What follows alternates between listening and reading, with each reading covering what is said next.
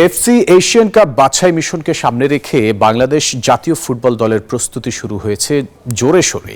দ্বিতীয় দিনেও Bashundhara Kings অ্যারেনায় squad নিয়ে অনুশীলনে এসেছিলেন কোচ হ্যাভিয়ের ক্যাব্রেরা, কিন্তু বৃষ্টির কারণে তা পণ্ড হয়ে যায়। এদিকে সিঙ্গাপুর ভিয়েতনাম ম্যাচকে সাফ চ্যাম্পিয়নশিপের প্রস্তুতি হিসেবে দেখছেন মিডফিল্ডার সমিত সোম। অতীতে জাতীয় দলের ক্যাম্প শুরু হলেও প্রথম দিকে পাওয়া যেত না কানাডা প্রবাসী সমিত সোমকে, তবে এবার ব্যতিক্রম। শুরু থেকে দলের সঙ্গে যোগ দিয়েছেন এই মিডফিল্ডার।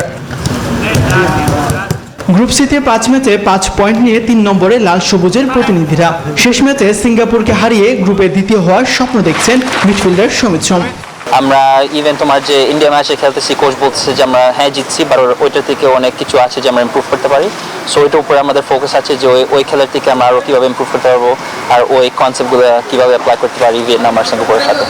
যুক্তরাষ্ট্রের 1 নম্বর জিম চেইন গোল্ড জিম এখন আবারও বাংলাদেশে।